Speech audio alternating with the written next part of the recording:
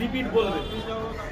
রাজুদা, বাংলাদেশ থেকে তো লোকজন আসছে তোমার সাথে দেখা করার জন্য। এটা আর বলো না, ওই ওদের নাম মুখে এলো না। প্রচুর লোক আসতো, প্রচুর ভালোবাসতাম। কি করেছে জানো? আমাদের মতো হিন্দু ভাইকে জ্বালিয়ে পুড়িয়ে মেরে দিয়ে ধিক্কার জানালাম। বাংলাদেশকে যেই ভালোবাসতাম সেই বাংলাদেশকে ধিক্কার জানালাম। আমার ইন্ডিয়া, আমার আই লাভ ইন্ডিয়া যদি মনে করে সেকেন্ডের মধ্যে বাংলাদেশকে তামা করে দিতে পারে। বাংলাদেশ ভুলে গেছে ৭১-এর কথা।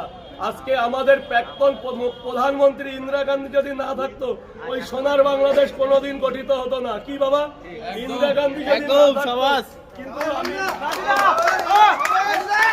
সম্মান জানালাম শেখ মুজিবুর রহমানকে, ও যথেষ্ট ভালো লোক, কিন্তু ধিক্কার জানালাম ইউনিশ সরকারকে, যার মদতে আমারই এক হিন্দু ভাইকে পাশবিকভাবে অত্যাচার করে জ্বালিয়ে মেরেছে। এরপরে এরকম নৃশংস কিচ্ছু হতে পারে না। তোদের ভারতকে, ইন্ডিয়াকে তোরা কি বলছে, মানে ইন্ডিয়াকে ওরা বিরোধিতা করছে। তাই ইন্ডিয়ার পরে না আসলে তোরা চলতে পারবি না। আর আমাদের ইন্ডিয়ান বয়রা যদি তোদের বাংলাদেশে হিসু করে দেয়, তোরা ডুবে যাবি। আমরা শুধু দাঁড়িয়ে, এখানে মা আছে তো, আমরা শুধু বেনাপোল বর্ডারে দাঁড়িয়ে তীরের বেগে হিসু করে দেবো, তোরা ভেসে চলে যাবি মায়ানমারে। ধিক্কার জানালাম বাংলাদেশকে, ধিক্কার।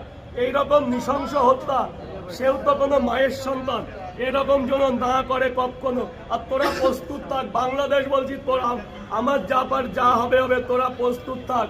আমার ইন্ডিয়া গভর্নমেন্ট তোদের সাথে লড়তে এনি টাইম আমরা রাজি।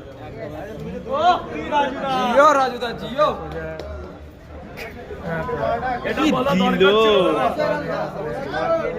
ফাটিয়ে দিল পুরো।